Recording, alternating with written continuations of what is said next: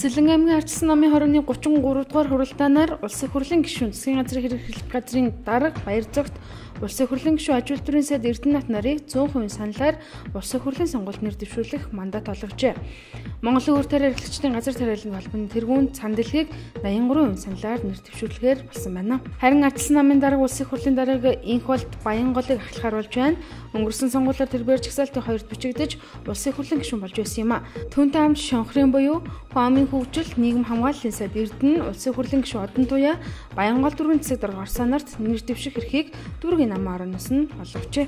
Өврэн аймгийн тухайд намын хороноос нь Ардчилсан намын мөлгийн ажлын албаны дарга Дэмжиг Батбаяр Ших Масаг Антлигийн захирал Даваа 2 нар Ардчилсан намаас нэр дэвшин хэмээн зарласан байна. Японы Исашима бүс нутагт их долоогийн бүлгийн дэд хэмжээний уулзалт өчигдөр эхэллээ. Бүлгийн уулзалтаар глобал эдийн засгийн нөхцөл байдал дүрмэстэй асуудал, терроризмын аюулаас гадна хятадын нөлөөлөл өсөн нэмэгдэж яваад анхаарлаа хандуулах юм. Өнгөрсөн 4-р сар бүх ажилтнуудын 137-ийн түүхэнд хамгийн дулаахан сар боллоо гэж агаарын сансрын орон зайн судалгааны үндэсний агентлаг НАСА-гаас өчигдөр мэдээлжээ. 2013 онд Монголын иргэний агаарын тээвэр компанитай хамтран ажиллахдаа бусдыг залилсан хэмээн шийдвэрлэж, эрүүгийн тухайлын 148-ын 4-р зүйл ангаар буруутган эрүүгийн цагдаагийн газраас эрүүгийн эрэг үүсгэж байцаал тухайар өчигдөр 20 цагийн орчимд сэтгүүлч мөнгө хойсглон дуудсан тухай тэрбээр өчигдөр сэтгүүлчдэд мэдээллээ. Одоогоос 3 жилийн өмнө буюу 2013 онд Монголын иргэний агаарын тээвэр компани Америкийн нэгдсэн улсаас худалдан авсан 114 сая Америк доллар өртөгтэй Boeing 767 300 ER онгоцыг олон нийтэд сурталчилгаар мөнх хэсгэлийн сэтгүүлч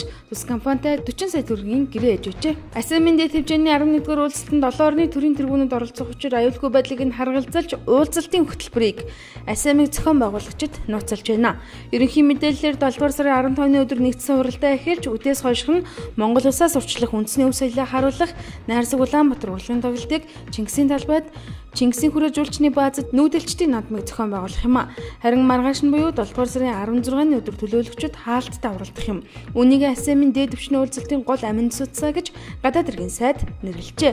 15 орны ерөнхийлөгч 21 орны ерөнхий сайд нар байрлах Асам вила хотхны барилга төгчлөлттэй ажил эх сарын данд хүрэхэд дуусна гэж өчигдөр ажлын албанаас нь мэдээллээ.